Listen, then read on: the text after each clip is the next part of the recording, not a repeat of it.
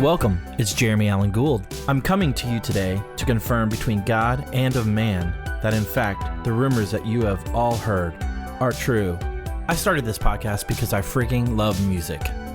I was privileged enough to book amazing artists and bands in the past, and I was lucky enough to stay in touch with many of them to this day. This is a place to hear their stories. Thank you so much for riding along on this journey, and I hope you enjoy what you hear. With that said, the rumors are definitely true.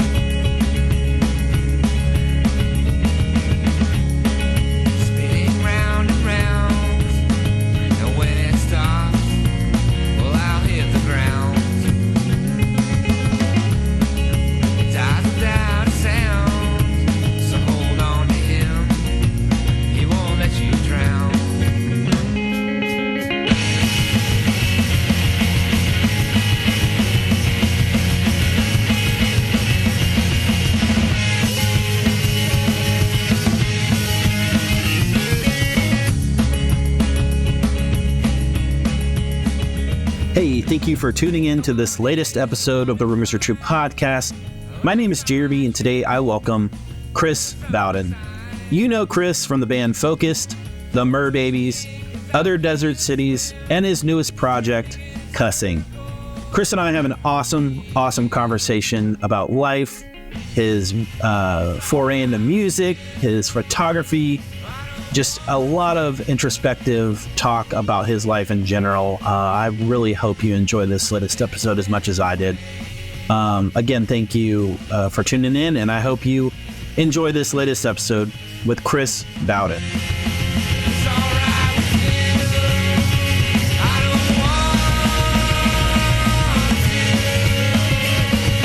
Hey, Chris, thanks so much for coming on my podcast. I really appreciate your time, man. You got it. So tell me, what are you up to nowadays? I mean, I know we've got a lot to talk about, but just what's going on in your life currently? Wow, that's a big question. And I'll give you a kind of a big answer maybe. So yeah, I'm a professional photographer and videographer. I fell in love with photography in the darkroom in the mid-90s. And I was working for a company for about almost 6 years as their photo and video coordinator, and shot all their product and as this corporate gig. And it was a good salary and health benefits and all that. When the pandemic hit, this company really their true colors came up, and you kind of realize who's calling the shots in the corporate world. And it was this company, and then another company on them, and then another company on them, and then even bigger, there was a lot of investors. And so up the chain it went with, at the end of the day, you realize you're just kind of a data point. And so let's see, this last November my father passed away. I'm sorry. Thanks. November 1st, and he had Parkinson's, and so it was a long process, but at the same time, about 10 years ago, him and I did a lot of repair work, and I'm going to go in a little divergent here because I think it's important to tell. It relates to where I'm at now. About 10 years ago, I don't know, a couple of years after I moved up to Seattle from Southern California, this is probably 2006. All the stuff and all the anger and all the shaking my fist stuff that I wanted to say to my dad, I did say to him, and stopped talking to my parents for about a year just because I was working out my own stuff. And I started writing my dad letters, because the father wound can be a large one. Sure. And so it was a lot of like, I didn't like when you did this, he treated me this and this and this and that, and just let it all out and thank goodness, he was really open and receptive to it. And for about a year, we started writing letters back and forth. And so we really did a lot of work in our relationship, and it changed. And, you know, at the time I was in therapy, and which I'm a big proponent of. Sure. And just really healed a lot of stuff. And, you know, all the stuff that I wanted to say to my dad, I said, and he was open and receptive, and he wanted that relationship. So for the next 10 years, our relationship was amazing. And, you know, I would tell him I loved him, and we would talk about really like everything, you know, about what's going on. And that's kind of what I've grown into, is really talking about real stuff and being authentic and going to places. And so anyway, so by the time he was diagnosed with Parkinson's and had that for like 10 years, then fell and broke his hip, and then was bedridden. And so him and my mom were in the house for a while, and then my siblings moved them into a like living facility where they had their own place. Yeah. And so he was there for like less than 48 hours, and then he passed away. Wow. In the facility. So my mom was just like, what the fuck? Like, where am I? She was like out of her house. She just lost her husband. She was in a new part of town, and she was in just major trauma. And so I went down to visit her for a week, came back to my job, and a couple of days later they called me in and said, hey, this is your last day. Oh my, when it rains it pours, man. That's awesome. Yeah, exactly. And I was just like, wow. And they gave me like 2 weeks of health insurance for me and my girls, and I was just like, wow, right before the thing. So it was a mess. I was a mess. It was a mess. You know, went to my dad's funeral in December and caught COVID finally, and after that. And so filed for unemployment. And so currently I'm on unemployment, taking this opportunity to enjoy the summer with my girls. That's cool. It's been a blast.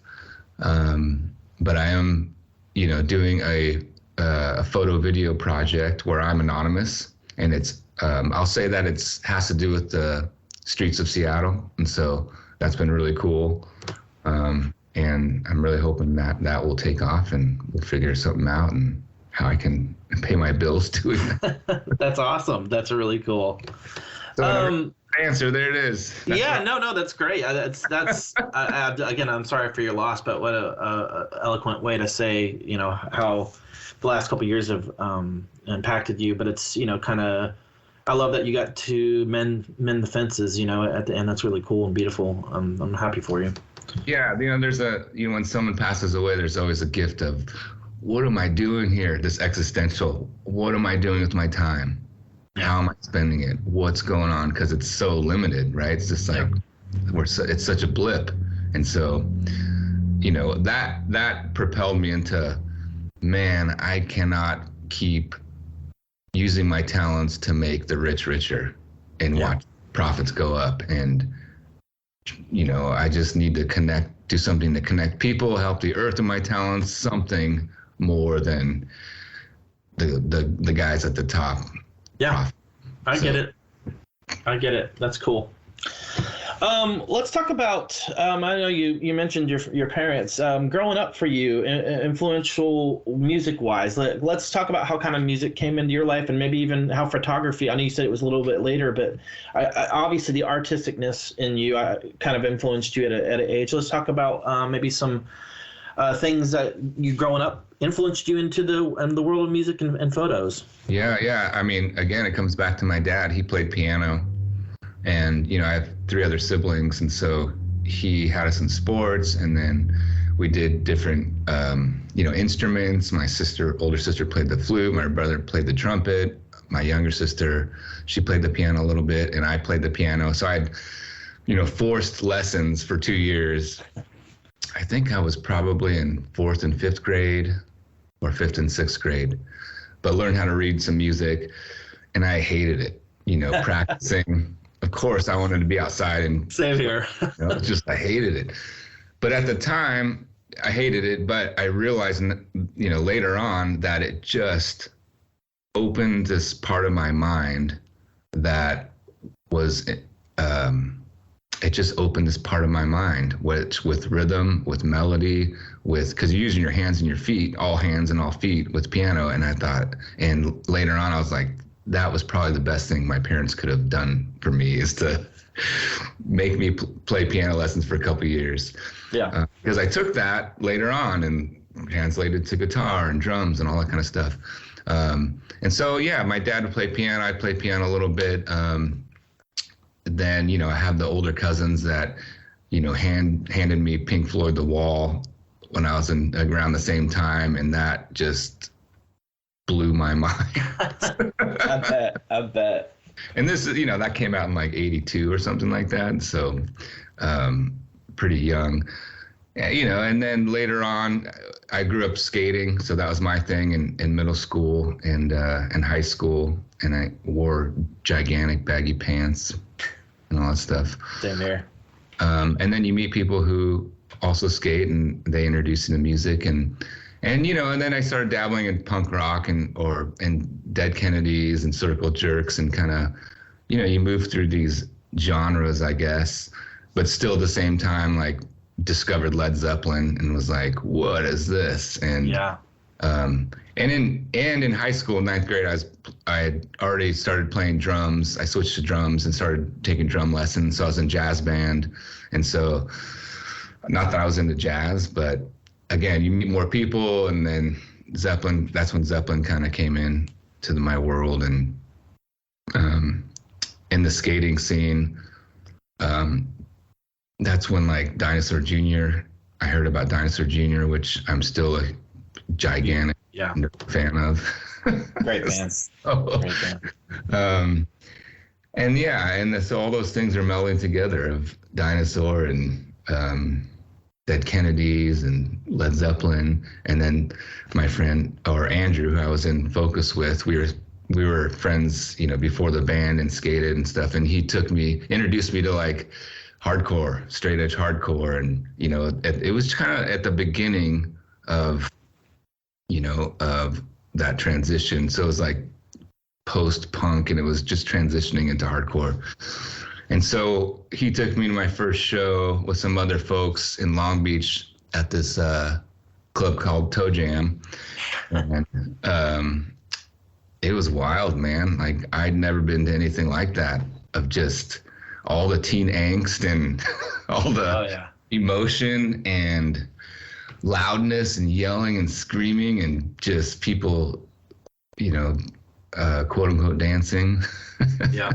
Yeah. It was just, I like opened my eyes to, like, whoa, this is really something. This is who was playing that show? I don't know the show, but there are several, I don't know the first show, but, like this band Mission Impossible played there, Chorus of Disapproval, Inside Out played there. Nice. There, and, I don't remember, Game Face.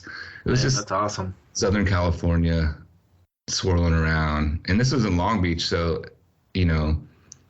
after Toe Jam closed, there wasn't really any spaces in Long Beach. You had to drive to Claremont.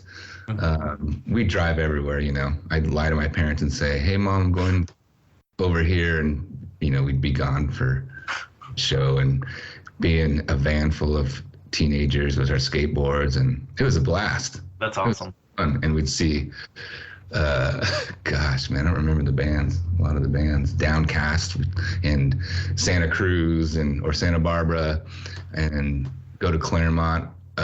We saw Rage Against the Machine's, like, first show, one of their first shows. Wow. Where they had a demo of a cassette tape, and I remember my buddy Phil got it, and in the cassette tape there was like a match like taped to the cassette tape. That's amazing. That's hilarious. So you described that going to that show. Do you feel at that time that you were like, hey, I kind of want to do this? Or is this something that, like, looking back, where you like, was that kind of just the beginning for you to your musical journey maybe at some point? Well, even in high school, I started playing drums with my buddy Matt. he did Javelina. Oh yeah. I was friends with went to school with his younger sister, and I met the whole family and stuff. And he was doing, kind of like it was at the beginning of the 90s, like that kind of funk ska thing was like happening. No Doubt was like bubbling up, and Jane's Addiction was big. So he had a band, and then I started playing drums with his band. So that was kind of the first maybe official band I was in, which I was terrible at drums then, but whatever. And then and that started this, like, once you're in a band, you go to this band, and you keep going, and even I'm still going, like, in a band, which started 30 years ago, which is great. Let's see. So what was your question? Well, I was just asking if that show had influenced you, but either way, it sounds like it obviously did. And you mentioned Matt, which I was going to bring up later at some point, but let's talk about, you said Andrew from Focused kind of was your friend and we're hanging out. Is that kind of obviously how you joined Focused? And maybe let's talk about how that kind of happened, and then we could talk about the record after that. Sure. Yeah, I mean, again, we in this skate culture, you meet people, and so he was part of that, and he went to school with Dirk and Mikey, and so we all were friends, and listened to music, skated, whatever we did, and they knew that I played drums, and I'd played in this a band called Emission with some other people, and even Dirk and Andrew and I and Mikey, we. Gosh, I'm going to forget the name of the band, but we started a band that wasn't like hardcore, and had maybe 2 or 3 songs. And so we're already like doing something together. Sure. And then, one by one, I don't know if Dirk joined first or Mikey joined Focused first. I'm not sure, but one of them joined Focused, and then the other. And I don't know how they knew, maybe Tim or those other guys or the old members of Focused, but either way, one by one, they joined Focused, and then Andrew joined Focused. And so, it's like Tim, Dirk, Mikey, and Andrew, and then their drummer, Al. And so I don't remember, I think maybe Al quit or they kicked him out, but I don't know that story. And then so it was kind of a natural, like, oh, well, we skate with Chris and Chris plays drums, and why don't we try him out? And, when I went to that show at Toe Jam for the next 2 or 3 years, like I was like hardcore straight edge, wearing X's, doing that whole thing. And so it was kind of a natural, like, oh, this makes sense.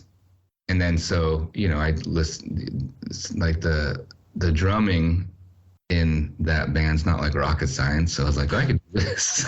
Because I never considered myself like a real, like I'd see people who play drums and I'd just be like, that's a drummer. Like I could like do it, but there's like people that are just at a next level that, that we've all kind of seen of like, oh, that person's they're on the game. So yeah.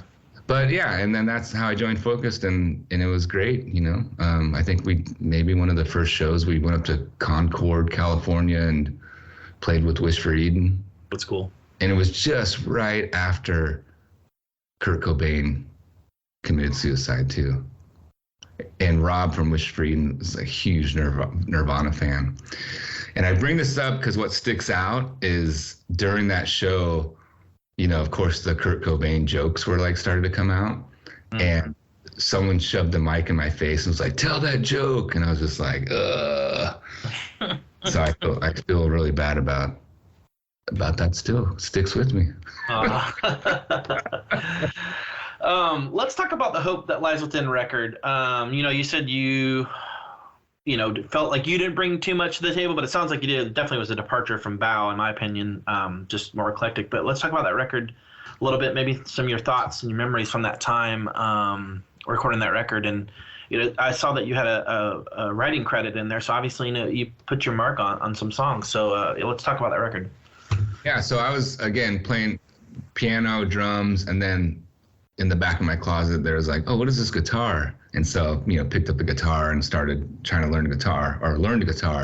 And Andrew taught me a lot of stuff, and I just would watch people, like, every time I'd see someone play, I'd be like, what are their fingers doing? Oh, that's cool. And like, you just learn.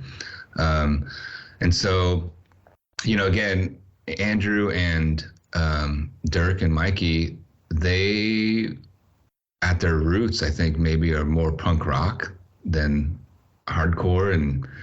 But it's like focused. We still had that kind of, that was dark and heavy, and we still played that. But when Andrew came in the band, he brought this other flavor of kind of, I hate to use the word emo. Yeah, I get it. Different angle. And so it wasn't as dark as the first album. And so, we're writing songs, and then of course I'm like writing stuff too, and little bits and pieces of songs. And so, everyone brings kind of like, oh, I got this part, but I don't know the next part. And I'm like, oh, hey, Mikey, let me see your guitar. What about this? And so, it's that collaboration and stuff. And so that's where that credit came in, of like bits and pieces of songs, not whole songs, but like little parts and stuff. And it's like recording music with your friends that you skated with and goofed around with, and it's just a blast. That's cool. I mean, I don't remember the recording process itself, but I know it's fun. What, when you heard the record finally, when it was done, what were your thoughts? I mean, was that the first time you'd been in the studio, obviously? And like, kind of what were your thoughts on it? I know you said you can't really remember the recording process, but there had to be that moment where when you finally heard your work on the record, and I'm just curious what you thought about it.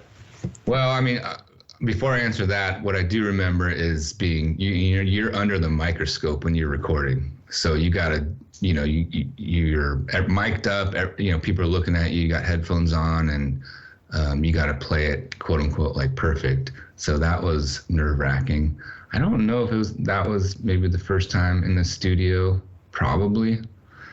But when it's all said and done and you hear a rough mix, you're like, and it all comes together, and it's just like, oh, that sounds like, because all you're referencing is practice, right? Yeah.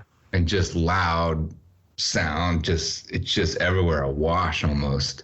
But when you hear the recording, you're like, oh, I can hear the details and the tones of the guitars and these parts, and they're panned, and like, oh, that's amazing. It's great. Yeah. There's compression and like all these, things to make your ears go, oh, this sounds digestible. I don't know. No, I get it. So the record comes out. You guys hit the road pretty quickly. I know I saw you guys at one point in, I don't know if it's probably 94, maybe 93, something like that. It's probably 94, I think, now that I think about it. So how was the touring? What was the touring like? Do you remember anything from that time at all? Yeah, so we went out on a 40-day, 40-night. Oh, I remember that. Yes. I mean, that's a long time. And so my parents, I have 3 other siblings, and so we had this big van. And so Dave Bonson was the tour manager, and so he, we like worked it out with my parents where they rented it or something, and then got a trailer, and then we went out with, that first tour was like Chatterbox, Focused, and Unashamed. And there was and maybe another car of people. And so there's just like a caravan of cars. And so we just hit the road. And our first show was Bartlesville, Oklahoma. Oh, wow. The Warehouse. The Warehouse. Yeah, I've been there. I think it was probably with Mr. Bishop's Fist. Oh, Jonathan. With Jonathan's old band. And that drive's like 2 days, right? Through the night. I think we left like after dinner, and just like, it was gnarly. I bet. But at the same time, we're all in our 20s and we can handle it and stuff like that. But it was just this amazing adventure, and I'm so grateful. Again, my parents were like, yeah, like go for it, like do your thing. And playing music with your friends and buying fireworks, and just, again, imagine 4 cars of young 20 somethings, and just chaos. Just chaos that would come with that. It was just so fun, and you meet so many people, and it's just a blast. I mean, I'm again so glad my parents they didn't, like, I was over 18 or maybe 19, but they didn't, not that they let me, but they like supported that. That's cool. That's really cool. And this was like before cell phones and everything. So I remember writing postcards home, and that's how I'd check in. And of course I'd call them and say I'm okay and stuff. But it was amazing. Just, again, for 6 weeks, just being out there, that's nuts. Crazy. Did you do the run with when Focus did a run with Bloodshed? Did you do that? Yeah, that was the second tour. Yeah, I saw. That's a tour I saw. I went to. It was a festival called Alternafest in Ohio, and it was, you guys played original Zayo before, like with Eric as a singer, and then 6 Feet Deep. It was like a big old, like Sixpence played Prayer Chain, Starflyer, like that whole thing. Oh, nice. Was it outdoors? Yes. Yep. Yeah. It's funny, like, if it's that same show, I do remember meeting Jesse, who played drums for Zayo. I don't know if he still plays drums, but I remember talking with him, and it was funny. He had a really nice, beautiful blonde mullet. He's ahead of the game. but back to the first tour. The first tour, yes, was in '94, because we called it like Hardcore '94. Yeah, that's really awesome. And then the ultimate kind of peak was Cornerstone, which I'm sure you've been to, and lots of people too, and super fun, right? And so at that time, though, when I was in that band, I was already kind of getting out. I was out of hardcore music, and like, again, Dinosaur Jr. and Sebado and like Pixies, all those bands, I was kind of like, that was my transition, whatever you call it. You just change, evolve. Sure, absolutely. I was going to ask you, did you wind up just leaving Focus, and then, or did you guys wind up breaking up? How did that happen? Yeah, so we did another tour, I think '95 with Bloodshed, which was super fun. And then when we came back, I think we did like did more shows, and then I don't know why we broke up, to be honest, but I know we kind of played the last show at this church. I don't know why. I think maybe we were just kind of like, again, wanted to go our separate ways and do our separate things with music, which is fine. We played a last show, I think in '96, and then that was it. And it was just into the sunset. Yeah, I guess into the sunset. And I think it was, for me personally, I was just kind of like done playing loud hardcore music. I was just like, this is not me. And it was fun when I did, and it was amazing and fun when the energy of playing that music and kids flying, and that's fun. But I was just kind of like, I think I want to do other types of music. And also by that time I was transitioning to like, I want to write songs on guitar, more songs on guitar, and move from drums to guitar and do that. So yeah, well, you brought me to my next point, the Merbabies. Obviously, when you sing, Dinosaur Jr., Sebado, I can totally hear those influences in those records. So let's talk about how the Merbabies started and how Jackson Rubio kind of came in to that, which I'm assuming with Matt being involved, I know that where that's going, but maybe just tell me how Merbabies started and how that just kind of went on. Yeah, so I think at the time I was going to a church and had met my buddy Lynn, who played drums in that band, and then he knew somebody who played bass, and I thought, I was such a copycat, which is fine. It's just part of my growth, and people's growth is to emulate what they love. Sure. And so I, again, love Dinosaur and their 3-piece, and so I had these songs, and then we just started practicing, and we practiced in Matt's Matt's a good friend of mine, so he had a studio.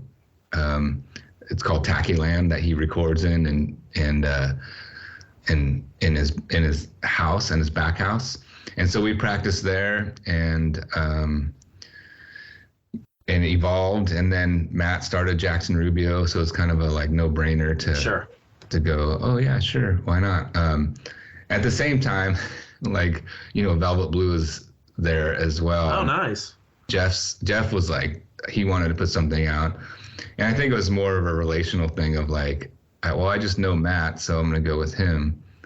But of course, you know, Velvet Blue's still around and Jackson Rubio's long gone. So that's hilarious. Let's talk about, well, so when you started the band, did you play some shows before you recorded the record, or was it kind of just getting your feet wet with it? How did that go? Yes. Well, yeah, we did play a couple shows. It's all foggy, to be honest. You know, that was like in around 97. So it was a little while ago. But, and we did go on tour, you know, we went on, I think 2 tours and played Cornerstone. Who'd you go out with? Nobody. Just yourselves. It was terrible. I bet. It was playing like youth groups and this whole circuit was still, you know, whatever, the quote unquote Christian music scene was still evolving. And when I was in Focused, yeah, I think it was Tooth and Nail's second release. Yeah, I think Wish for Eden might have been the first one. Yeah. And then Focused. And also too, I need to mention, like, you know, when I heard Starflyer 59 for the first time, mind blowing. I was just like, yes, like, like hell yes. And I do remember, it was funny distinctly.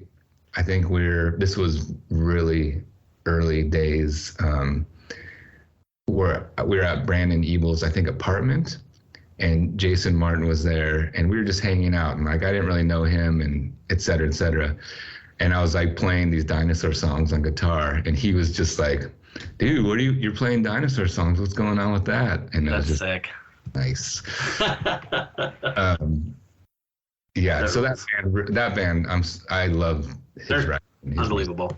Always been. Every record they put out's top notch. I'm still buying their records today. So absolutely, same here. Good job, Mr. Martin. All right. Let's talk. Oh, sorry, I didn't mean to cut you off. What were you saying? Sorry. I was going to ask you what your question was. Oh, I was asking about how the band started, and so you kind of told me how that happened. So let's talk about the self-titled record just a little bit. I know, again, it's been foggy, a long time ago, but maybe some thoughts and memories from that time putting that record out. And, you know, obviously you are heading the band now. So how is that different from obviously just being a player? Yeah, I think that was something that I'll answer the second part of that question. I don't know. I'm not a singer, and so I'm more of a guitar player, and I try to sing. But I think just the element of like having one guitar and going, this is the kind of bulk of the distortion and all that stuff. And then just bass and drums, it just was so simple and made things sound kind of cleaner or tighter, I should say, than like having another guitar and a piano player, organ player, whatever. It's just like it's tighter. And it's just also too, just that's where I was at in my, at the age I was and with my music. But we recorded with Matt in that studio. And I just remember, you know, it's like my songs were all over the place. I had like a surf song part, and then, you know, again, I was just trying to copy Dinosaur Jr. and stuff. So, and that's what kind of came out. And it was fun. It was great. And that's, you know, I think Matt recorded it on ADAT. Nice. Not even reel to reel or anything, and it sounded terrible, but that's okay. That's okay. So were you proud of that? I mean, I know it probably obviously didn't sound the way you wanted to, but how did you feel when that record was done? Yeah, I mean, it's just super cool to kind of hear your songs again, like, you know, like there's in a different way than practice or a boombox or whatever. It's like everything's separated and distinct, and you can put reverb or do fun things and mess around a little bit. But yeah, I'm proud of that stuff, and I think it's just kind of a marker in my life of where I was at and how old I was and what I was doing. And it's, kind of, that's the beauty of recording. It's kind of like this historic, like, timestamp. Yeah, absolutely. So how long after that record, I mean, obviously you toured a little bit, you said, were you kind of, was music full time at that point, or was it just kind of like working a job and then touring when you can, writing a record when you can? Oh yeah, music's never been full time. Just a passion project. Yeah, well, I mean, my guess is for the majority. Yeah. Not my guess, I know for the majority musicians it is not full time. Sure. For a musician to go full time nowadays, it's just a berserk, crazy. Maybe then it was a little bit easier, but yeah, definitely working, doing, I don't know what I was doing, but I it's such an outlet for me. Music's always been a place for me to speak and put things into words or poetry or melodies that is just different than this conversation. Yeah. And I think that's why people love music, because it says something to them that they can't really articulate, or you feel something that you can't really articulate. It's just that universal language that like is like, oh, this, you see certain musicians and you're like, you get it and it hits you, which is a beautiful thing. But yeah, I'm proud of those records and glad I did that. And I mean, there's an element too of like lots of people sit in their bedrooms and write songs and don't do anything. Yep. I just had somebody say that on the last podcast episode. It's like, my opportunity to do something and put it out. Like, why not? Yeah, it's risky, but it's like, fuck, like life's too short not to do. Just like get out there and do it. And I wasn't in that mindset at the time. It's just kind of like moving, but it was like, I'm really glad that I did. Yeah. Because if I didn't, it'd be like, oh man, yeah, we had this band one time and we had 10 songs or whatever, and I don't know, that doesn't exist, or the songs are gone and whatever. So yeah. Let's talk about the Indio record real quick, just briefly on that, and then in the end of the band, what kind of brought that on?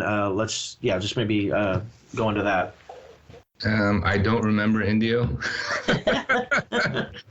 I do remember taking the photograph of those burnt Joshua trees, which on infrared film. So I was definitely still doing photography. Yeah, I'd have to break that out. My guess is we did do it at Matt's studio and he recorded it. I don't know. Do you love that record better than the first one? I think it was, we were evolved a little bit more and finding our sound and stuff like that. Just cleaner recording and stuff like that. So yeah, it was fun. But I also remember being like not as prepared for like writing lyrics in the studio, which is a terrible idea. Yeah. On a couple songs. So that's kind of a wash. I don't know. I don't remember. Yeah. I get it. So is that kind of, once you put that record out, where you just kind of, did the band just dissolve essentially, or were you just kind of over it, or how did that happen? Yeah, I don't remember. I think I just remember similar to like, this is not fun anymore. Yeah, no, I get that. And why are we playing music if it's not fun? Yeah. That's the point. And so it's like time to do a last show and that's it. Did you take a break from music after that for a little bit? Before you started other desert cities? Let's see. Probably not.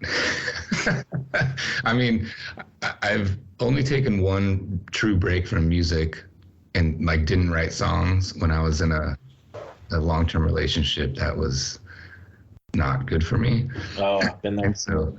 And so, but yeah, I think I've always been writing songs because again, it's a way to get stuff out and express stuff. And so my guess is the next batch of songs. And I think like too, I met some people in Chicago and they introduced me to Wilco. And I love Wilco. And I started getting like Neil Young and, someone introduced me to Bob Dylan a while ago, but then it hits you differently as you get older. You're Sure. like, oh shit, what is this? And so, and I heard like Wilco's double album, and I was just like, whoa, this is like this twang. And Dinosaur Jr. always had like some twang in it. Yeah. And so I just was like, I'm going to go this route and start playing acoustic guitar and trying to, I think it probably was like emulate Wilco now and shift gears and just kind of, or not emulate, but just they influence, different Absolutely. bands influence you. Yeah. And you'll never be them. I'm influenced by the Beatles, but I'm not like trying to play Beatles songs or be like them. It's like just influential, heavily influential. And so I was like, hell yeah, like I'm gonna start this kind of folky country band, alt country band. And so similarly, I was going to a church in Long Beach, and then Adam Ferry, who played in Plank Eye, drums there, and I was like, dude, I have this thing. So he played drums on the first album, and then kind of got a bass player to do some great bass lines. Eric Ballmer, who was also in Plank Eye, his wife Beth is an incredible musician, so she played on that album too, on the first album, and it's great. It's That's like sweet. fun songs and different, and again experimenting with this is what's coming out right now, so I'm gonna take the risk and record it. Yeah, and Velvet Blue obviously was involved this time. Yes. So did you hit Jeff up, or did he hit you up? It's always a handshake deal with Jeff. I think we went to coffee or got a drink, and we just were like, you want to do this kind of thing? I was like, sure, why not? And I think Jackson Rubio was maybe done. I'm not sure.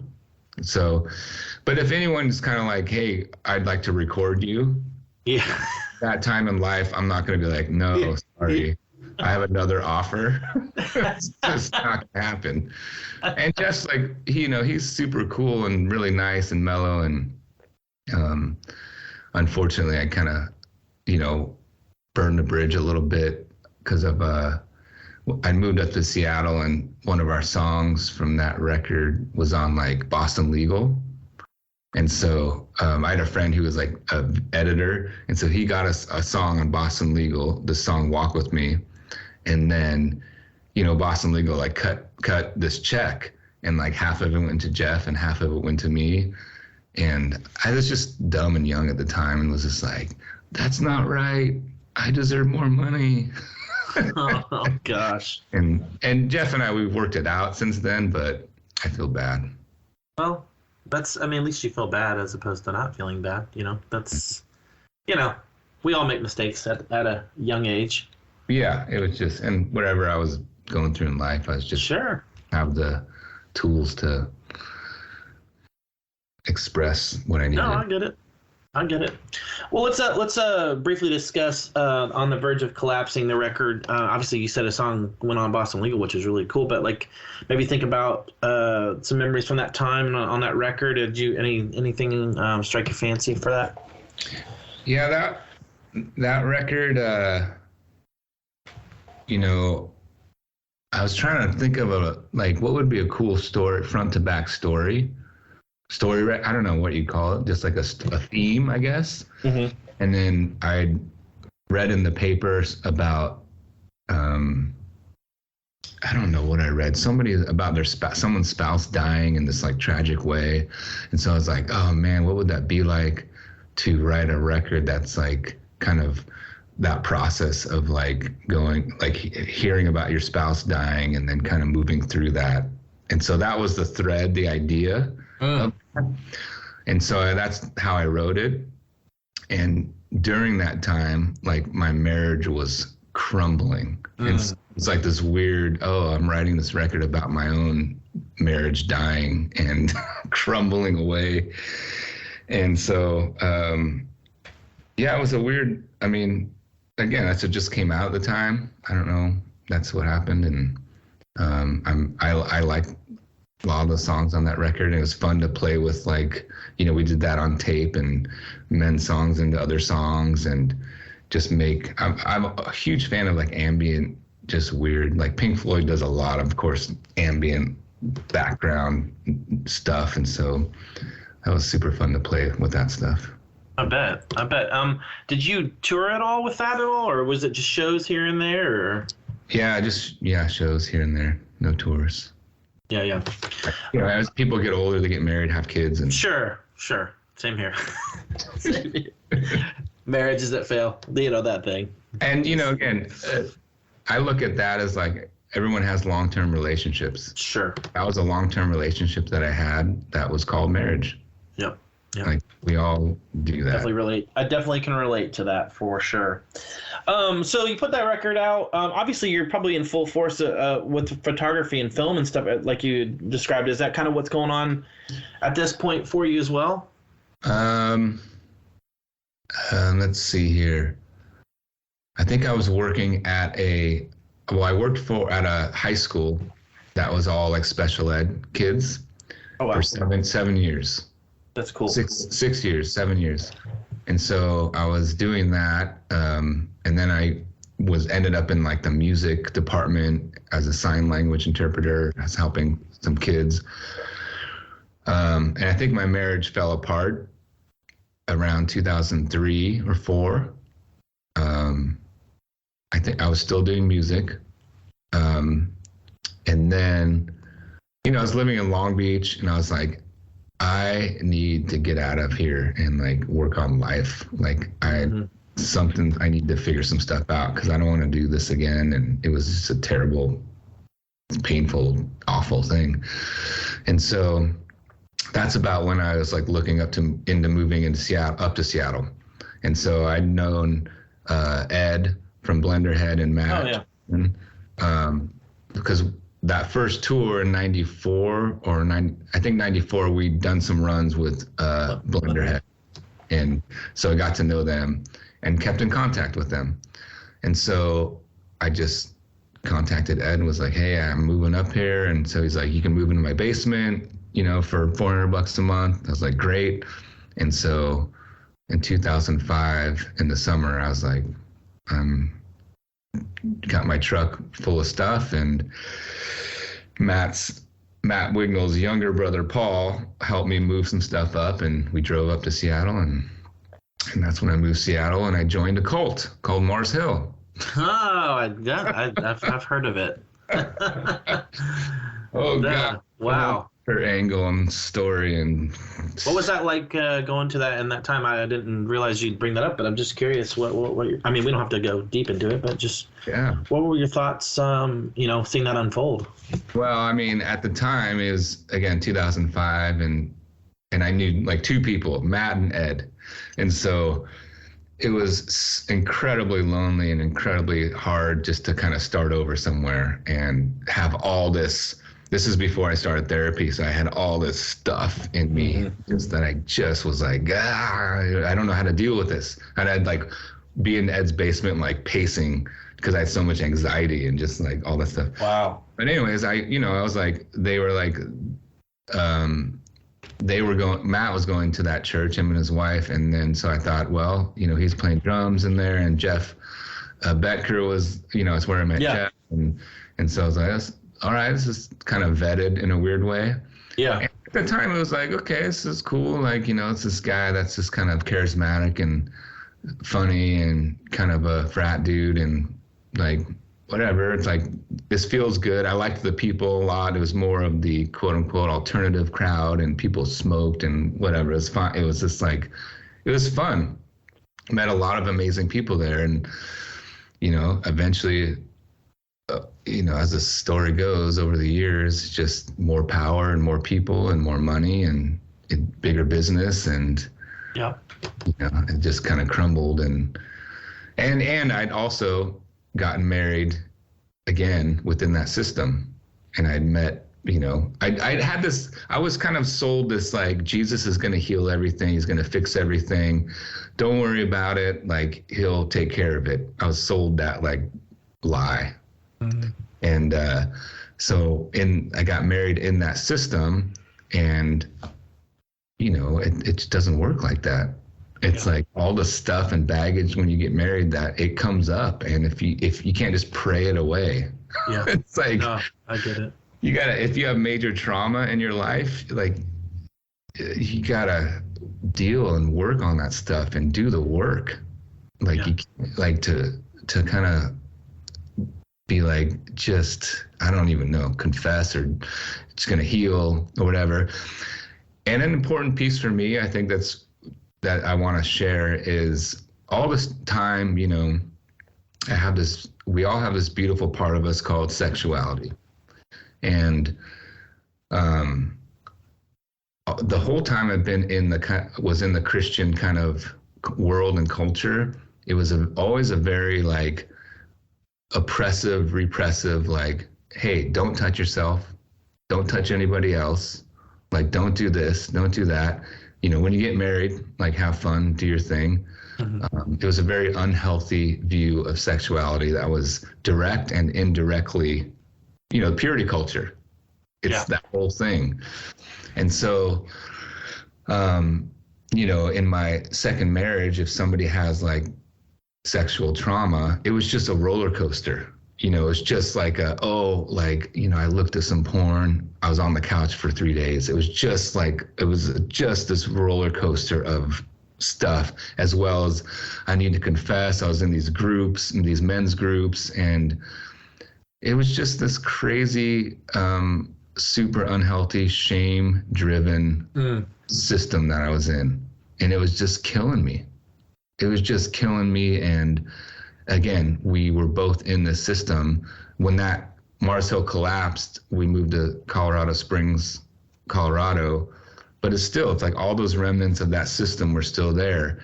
And we couldn't like get a grip on what was happening. And it just became incredibly, for me, like it was really toxic, and just like, we just, you know, at the end of the day, it was like, man, we were not a good match. We thought Jesus would heal this stuff. Yeah. But it's not. We had 2 beautiful daughters out of this, and I stepped out of that marriage. My views and thoughts were changing about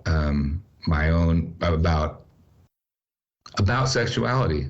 You know, during the end of that, I started going to see a sex therapist, and she was just like asking me pretty direct questions, and I didn't have answers to a lot of the quote unquote, you know, problems that I had. And I discovered people like Esther Perel, and then, you know, I love audiobooks like Come As You Are. It's just like, there's all these like amazing people doing amazing work. And instead of like running away from my sexuality, I was like, all right, I'm going to turn towards this piece of me and like embrace it and take care of it. And all these hands and people that were in there saying, don't do this, do that. I was like, get the fuck out of here. Like, this is my sexuality, and this is mine, and nobody else can be in here. And so it was this really beautiful piece. And I was like, oh, like, this is like you know, I still believe in like a God or something out there. And I was like, and we're created with this beautiful, amazing piece in all of us. Like, there's a professor that she explains it like, sexuality is like as plain as the nose on your face. Like, everybody has it. Like, we all use, like, smell with our noses. It's there. Yeah. And so it was this transition, and I was growing in this way, and my, you know, partner wasn't. And so it was like, what do we do with this? And it was causing her trauma to reignite, and it was just this mess. And so I'm in a different place now, and I like myself. And, cool. You know, and I, you know, again, with my photography, I wasn't allowed to like shoot nude people. Women's bodies were quote unquote dangerous. Like, and it was just this message that was incredibly unhealthy and toxic. And so I started writing songs about it. And again, expressing this through my music and the band Cussing, which I'm now in. Yeah, I was going to ask you about that. Yeah. And then I was like, what would this look like to do, you know, express this way in my photography? And so my therapist and I, we were like talk that out. How am I going to feel? What am I feeling? All that stuff. And it was amazing. So I shot a nude person. I took pictures of a naked person. It was great. It was amazing. Yeah. Ironically, somebody else who had gotten out of Mars Hill too, and she's, on her own journey, but it was great. And so my photography is evolving in this way of there's this piece that Esther Perel calls eroticism, which doesn't have anything to do with sexuality or sensuality maybe, but it's just the stuff that makes you feel alive. Like what do we do in life that makes us feel alive? And we call that eroticism. And music is one of those things, Yeah. And photography and these things that are just that make life passionate and worth living. So yeah. So when I'm playing music with Matt Johnson, who I think's one of the most amazing drummers I've ever seen, and my buddy Josh, who played bass in Page of the Lion, he plays guitar. Oh, okay. And then this other gal, Alicia, she's playing bass. We practice every Monday night, and it's just incredible. That's it awesome. makes me feel alive, and I'm just yes. You guys playing quite a few. I saw you had a couple shows recently, but are you guys planning on putting a record out or anything like that? Yeah, we recorded probably 6 songs a year ago, and so we're waiting to do another kind of batch. We're going to do that in the fall. And again, it's tough to. This is a hobby, and we do it for fun. We do it because we love music, and but it's always money. It's how do we can't really afford to put a bunch of money towards a vinyl or anything. So we do have some free stuff on Bandcamp, but yeah. Has any labels kind of talked to you at all? Maybe kind of peek their heads around at all? No, not yet. I mean, there's a label up here called Spartan Records that I'm. Oh yeah, I know John. Yeah. That I'm oh man, that would be sweet to get on that label. That'd be a good fit. Dude. Those are my thoughts, but I don't know about their thoughts. Yeah, no, he's great. He's fantastic. Yeah, but I think it's an element too of we need to kind of have these songs prepared and be hey, look at what we have. Here's this finished kind of product. You want to put it out? John used to work at Tooth and Nail.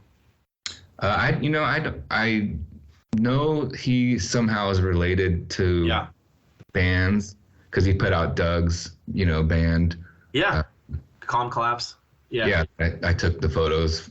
Dude, that record's so good. I keep trying to get one. It's so good. I got to meet them at Furnace Fest last year. I was hanging out with Jonathan and got to meet Matt and Doug, and it was awesome. Man, those guys are so cool. Oh yeah, super cool.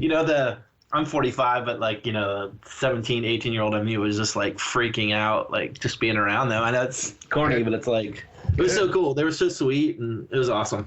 Yeah, they're good guys. Yeah, totally. And it was cool to see Roadside play again. They just it was so good. Yeah, they played a show, a kind of a warm-up show here that I videotaped it, excuse me, and have the audio. I just haven't put together yet. That's so cool. Well, get it together, bro. I want to see it. Still behind on so many. Inquiring minds are wanting to know. Yeah, it was funny because at that show, it was the Seattle legends were walking around Yeah. Dave I heard Enoch was there. Jeremy Enoch was there. Yeah. This is sweet. Yeah, that is so cool, dude. It's insane. Yeah. And that's something about Seattle too. It's when I moved from Southern California, I came up to Seattle and I started going to shows. I was just whoa, the music, it is up a notch somehow. The writing and talent. I was just wow. That's really cool. Pacific Northwest, something about this place. I know.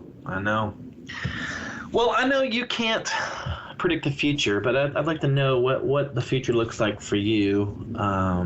Maybe musically. I know obviously you have this anonymous photography thing going on, but what does the future look like for you?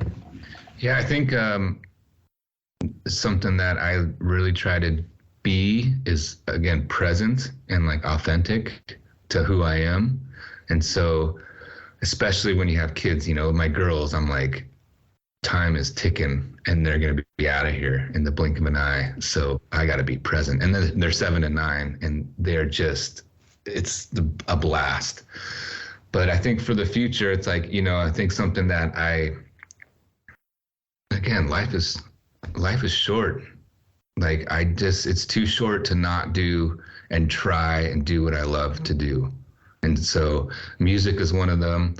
Number one is like taking care of myself, being a healthy person in my mind and in my body, so I can be a good dad and be like present with people and engage people. I think that's important. Again, it's like that put on your oxygen mask first and then put on the other person's kind of thing. Simple, corny, but like very true.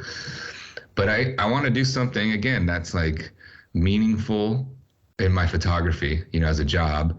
How do I do something that's meaningful, that helps people, that connects people, that is authentic and true to who I am? And so that's what I'm aspiring to do. I hope it works and takes off. I think it will. And it feels right. It feels very right. I'm going to keep, music, again, it's just a part of me and in my blood. So we're going to keep playing music.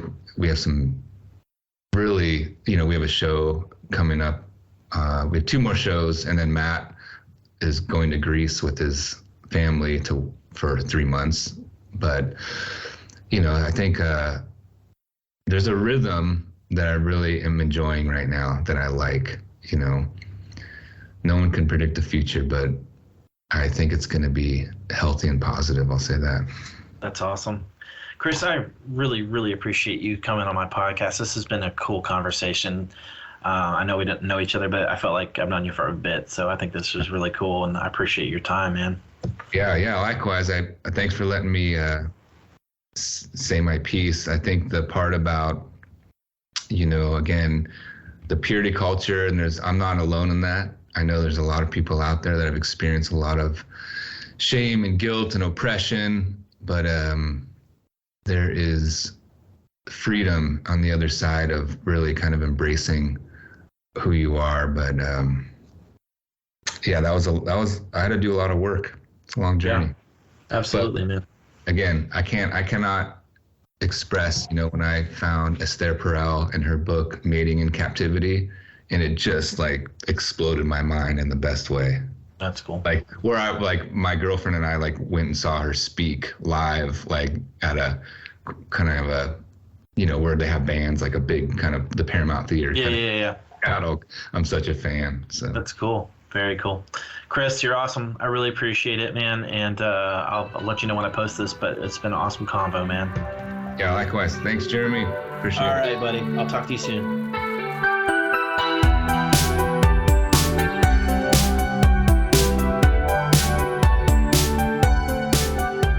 Hey, thank you to the listener for tuning in to this latest episode. Couldn't do it without you. Add me on Instagram and Facebook if you'd like, at the Rumors Are True Cast. Like and subscribe if you'd like. You know the drill. Thank you so much to Chris Bowden. What an incredible conversation. Really looked up to his music over the last 20 years or so. So it was awesome to get to talk to him, know him, hear his perspective on things. Thank you so much again, Chris. I've got some amazing guests on the horizon. Really am stoked about what's going on. So thank you so much for your time, guys. And man, nostalgia is still a heck of a drug.